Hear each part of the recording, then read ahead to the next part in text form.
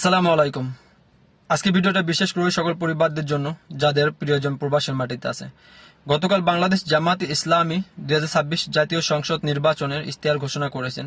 ব্যক্তিগতভাবে ইশতেহারটি আমার অনেক ভালো লেগেছে, কারণ এখানে রাষ্ট্র গঠনের জন্য অনেক কিছু তুলে ধরা আছে। বিশেষ করে প্রবাসীদের নিয়ে যে কথাটি বলছেন, এটা আমার অনেক ভালো লেগেছে, কারণ আমি একজন প্রবাসী। আমি জানি প্রবাসের মাটিতে প্রবাসীর বর্তমানে কি অবস্থা।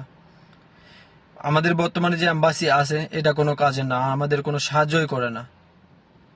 বিশেষ করে একজন প্রবাসী যখন মারা যায়, সেই ক্ষেত্রে সেই লাশটা নিয়ে যেতে হয় সেই পরিবারে ব্যক্তিগতভাবে, রাষ্ট্র কোনো সাহায্য করে না।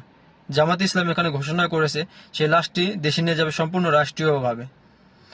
একজন প্রবাসী যখন মারা যায়, তার পরিবারটাই জানে তাদের মধ্যে কি ঝড় যায়, এটা প্রকাশ করার মতো না।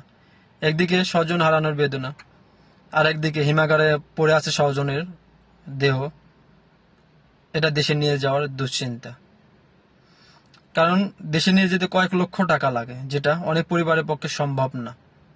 এক্ষেত্রে যারা আমরা এখানে আছি, ওই ব্যক্তিটির প্রিয়জন, আপনজন, বন্ধু, আমরা অনেক লোকের কাছে হাত পেতে সাহায্য নিয়ে সেই লাশটি আমরা দেশে পাঠাই, যেটা অনেক অপমানজনক।